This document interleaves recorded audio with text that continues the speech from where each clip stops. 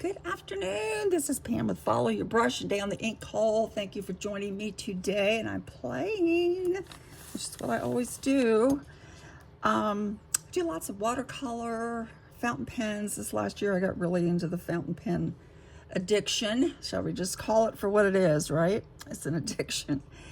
And I've been really enjoying them, however. And my last, as many of you have been doing, is playing with the Jinhao tans, which is the dupe or copy of the Vanishing Point, Pilot Vanishing Point. This one's called Capless. A lot of the colors are very similar, and I've been enjoying this. And I got this one this week. This is the Gradient Gray, and I really like the color. Now, it says gray, but to me, it's more of a brown, kind of a, I don't know, not brown, even, but a tan, a little tan, neutral color, more than gray. And I filled it with kelp tea.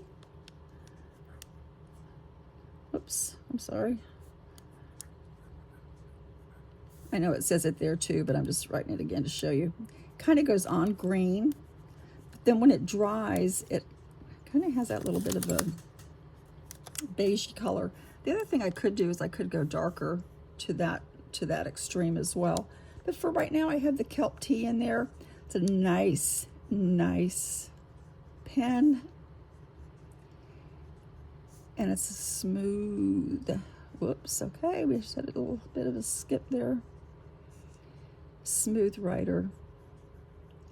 I'm also going to show you a little tip that I learned from Vanessa Langston, who is the Pen Gangsta on Instagram and partners with Lori on Juicy Broad's pen show. She gave me a suggestion, not just me, I mean everybody, a suggestion on how to be able to use these and keep them from having that hard start. So we'll share that in a second. So there you go. There's my Gradient Gray, and I have it in kelp tea. The next one I got is the caramel, or caramel, however you want to pronounce it. This is the duplicate of the Whiskey. The name of the pen is called Whiskey with the Pilot Vanishing Point. And this one I put in a Leonardo. This is a Leonardo sample. Leonardo Noche Moscata Brown, and I really like that color. And I think that fits very well with the caramel. My next one that I ordered is the Orange Gradient. Nice and wet. And this is the Ink Institute sample of Siebold's Lily.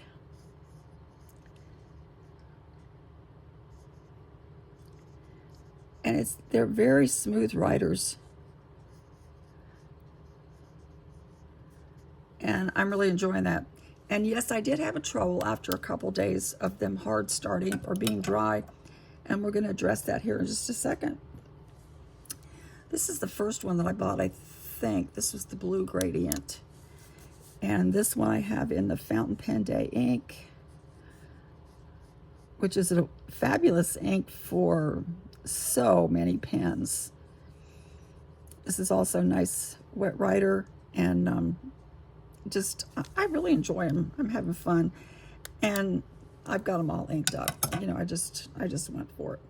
Now, the one that I just received today, and I'm going to show it to you right here. I have it disassembled because I'm going to show you how I filled them.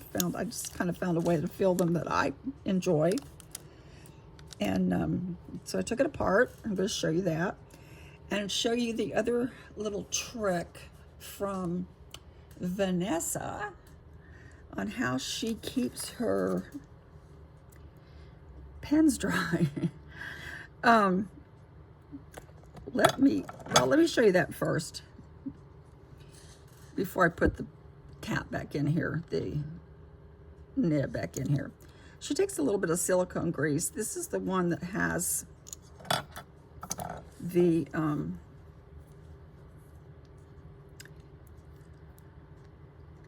it's going everywhere because I took this off. It has this little thing that slides in there to keep it secure. But I took it off, and the reason I did is I wanted to take a little bit of this on a paintbrush.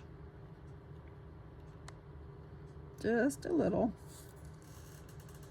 And then I'm going to put this back together. Sorry about my arm there. Put that back on there. And then I'll put the lid back on. That Vanessa suggested, and I found that it actually has been working for me.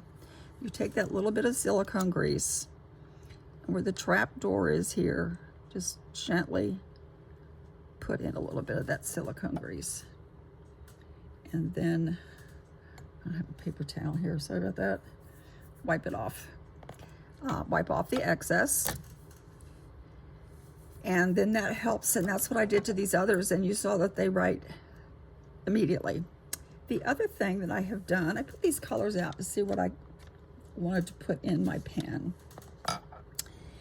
These are a little bit too, I don't know, burgundy color for me. I like the Cassius. But you know, I think I'm going to go with this. This one is Jacquerbon Moulin Rouge. Oh, no, it's not. Oh, no, that's not, wait, that's not it. Siebel's Lily.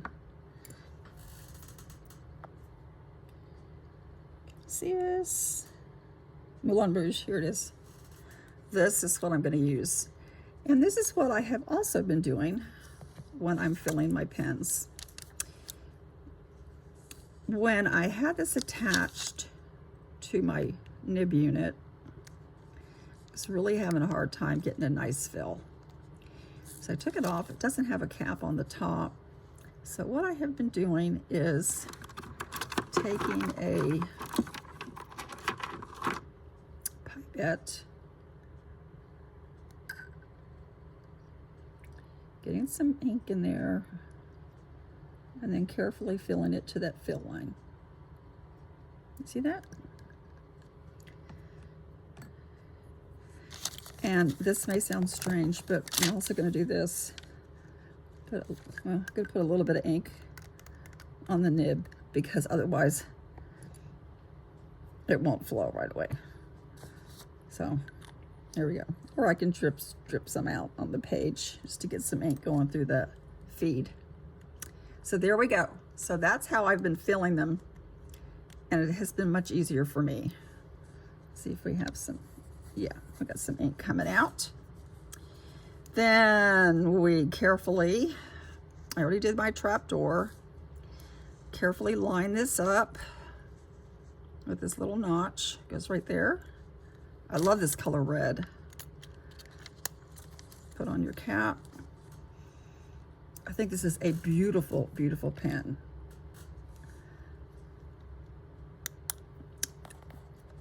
And let's see how she writes. Let's go over here on the bottom. This is my Jinhao 10, and it's the red marble.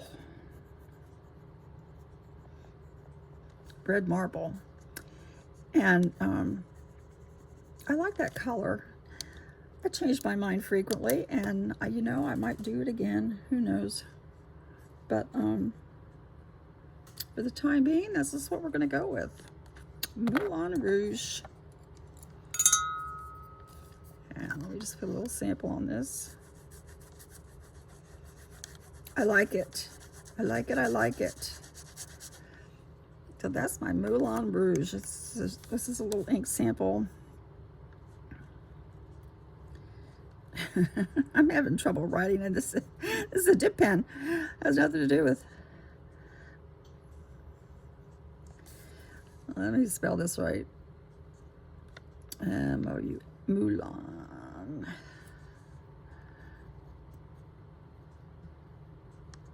R-O-U-G-E.